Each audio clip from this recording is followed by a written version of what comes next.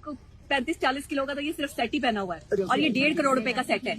ये गोल्ड का है जी, ये सारा गोल्ड का है और इसकी ये रिंग भी है। तो ये सारा ये 1.5 करोड़ रुपए की जो है वो लागत की सिर्फ ज्वेलरी है। अस्सलाम वालेकुम एवरीवन।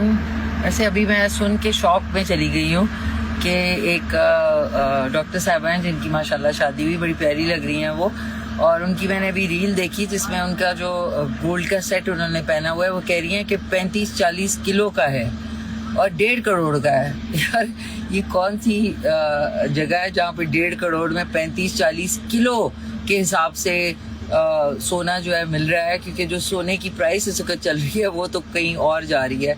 और उसके बाद उनका 1.5 करोड़ का जो है वो ड्रेस है।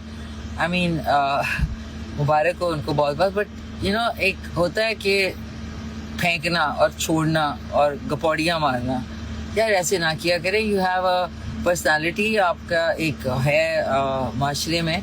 मतलब हम सब जो है जानते हैं कि गोल्ड की प्राइस कहाँ पे है। 35-40 किलो का जो सेट है वो तो अंबानी की शादी में भी किसी ने नहीं पहना होगा, और 1.5 करोड़ का आउटफिट कहाँ पे है। और मतलब दिस इज टोटल, ये जो आउटफिट कॉस्ट ब्रेकडाउन है ना, ये भी एक बड़ा ही गंदा ट्रेंड है।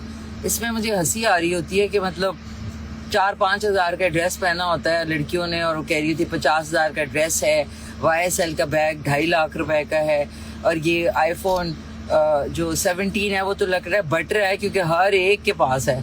तो आप लोग क्या काम करते हैं? ट्रेडिंग करते हैं? क्या करते हैं? कोई बिजनेस है? कोई आपका $multi-billion बिजनेस है कि इतने खर्चे आप लोग करते हैं?